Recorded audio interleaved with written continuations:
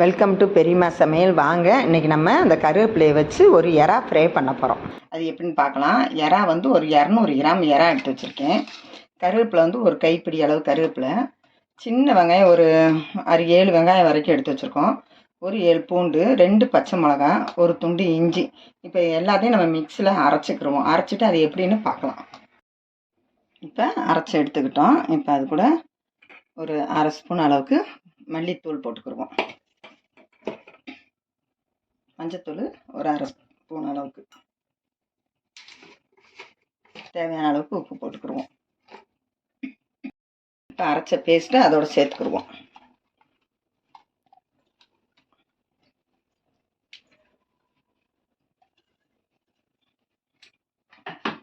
நல்லா பிசைஞ்சு ஒரு 1/2 மணி நேரம் ஊற வச்சுக்கிடுவோம்.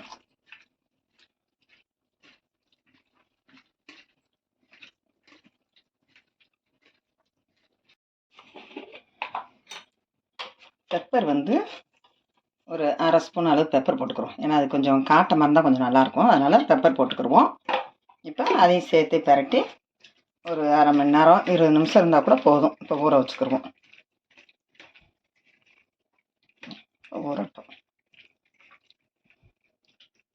எறா நல்லா ஊறிடுச்சு. இப்போ நம்ம வந்து அடுப்பு பற்ற வச்சிட்டோம். எண்ணெயை ஊற்றிட்டு அதை இது பண்ணிக்கலாம். நல்லெண்ணெய் சேர்த்துக்கோங்க, அப்போ தான் அது டேஸ்ட்டாக இருக்கும். நல்லெண்ணெய் சேர்த்துருக்கோம்.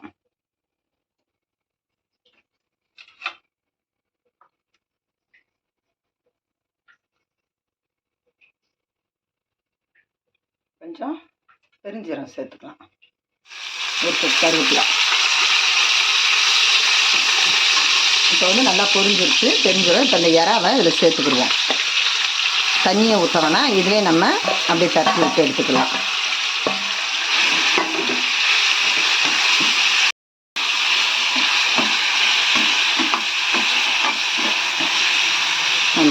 அந்த பச்சை மிளகா, பூண்டு இதெல்லாம் அரைச்சி போட்டுட்டோம்னா வெங்காயமெல்லாம் அதோட ஸ்மெல்லு சூப்பராக இருக்கும். அந்த வாசனை நல்லாயிருக்கு, பார்க்குறதுக்கே டேஸ்ட்டாகவும் இருக்கும். இந்த மாதிரி நம்ம லைட்டாக மூடி வச்சுருவோம். மூடி வச்சுட்டு உப்பு எல்லாமே சேர்த்துட்டோம். இப்படியே மூடி வச்சு அப்படியே கொஞ்சம் இந்த மாதிரி பரட்டி எடுத்தோம்னா ரோஸ்ட்டு அழகாக வந்துடும்.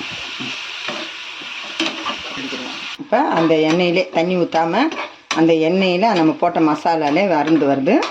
நல்லா சுருண்டு வரட்டும். நல்லா வெந்த பிறகு அப்படியே ரோஸ்ட்டாக வந்துடும். இப்போ கொஞ்சம் வெந்திருக்கு. ஒரு 10 நிமிஷம் அப்படியே பரட்டி எடுத்தோம்னா ரோஸ்ட் ஆகிடும்.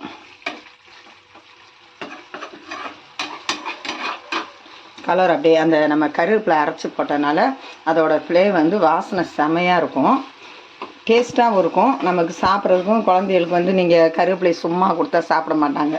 இந்த மாதிரி அரைச்சி சாத்தில் போட்டு பிசைஞ்சு கொடுக்கும்போது பிள்ளையே நல்லாயிருக்கும், கண்ணுக்கும் நல்லது, நமக்குமே சாப்பிடும்போது அந்த டேஸ்ட்டு இது ஒரு வித்தியாசமாக இருக்கும். இப்போ பார்த்தாலும் எறா கிரேவி வேறு மாதிரி பண்ணுறோம், இந்த வித்தியாசம் ஒரு டேஸ்ட்டாக இருக்கும். இதே மாதிரி நீங்கள் செய்யுங்க. நல்லா செவந்து வருது. இன்னும் ஒரு 5 நிமிஷம் மட்டும் நல்லா ரோஸ்ட்டாக வருது பாருங்க. ஒரு 5 நிமிஷம் கழித்து நம்ம ஸ்டவ் ஆஃப் பண்ணிக்கலாம். நல்லா செவந்துருச்சு. நம்ம ஸ்டவ் ஆஃப் பண்ணிட்டோம். பேரைக்கு எடுத்துக்கிறோம். கருவேப்பிலை எறா ஃப்ரை இதேமாதிரி நீங்களும் வீட்டில் ட்ரை பண்ணி பாருங்கள். இந்த வீடியோக்கு ஒரு லைக் போட்டுருங்க. பெரியம்மா சமையலுக்கு ஒரு சப்ஸ்கிரைப் பண்ணிடுங்க. சூப்பராக இருக்குது.